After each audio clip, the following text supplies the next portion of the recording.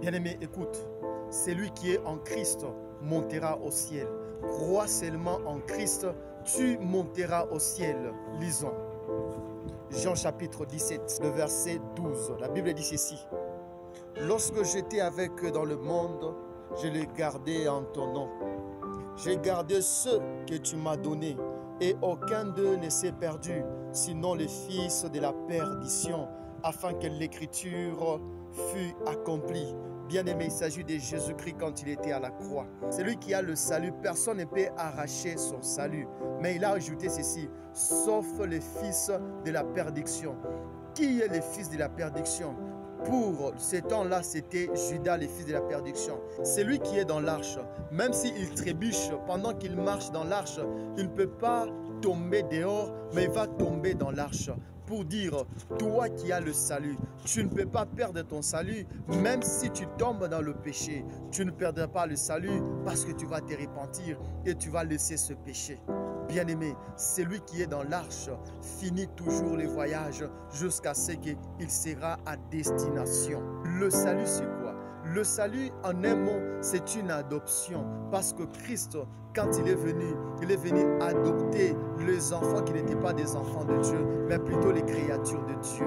Bien-aimé, l'enfant qu'on a adopté, il reste et il demeure enfant. L'enfant prodigue, lorsqu'il avait gaspillé toute la richesse, ce n'est pas pour autant qu'il n'était plus l'enfant de son père.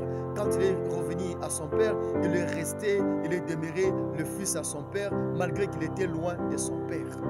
Bien-aimé, le salut c'est une adoption.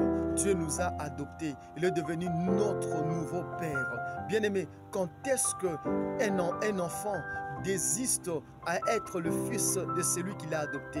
C'est possible que l'enfant, lorsqu'il est adulte, désiste à l'adoption. Lorsqu'il refuse d'être l'enfant de celui qu'il a adopté, il n'est plus héritier de la richesse du père qu'il a adopté. Le fils demeure fils, quelle que soit sa condition de vie. Mais il n'est plus fils lorsque celui-là désiste à être fils. Mais ceux qui désistent à être fils, ce sont les gens qui adorent autre Dieu que le Dieu qui a créé les cieux et la terre. Ce sont ces gens-là qui ont désisté à être fils.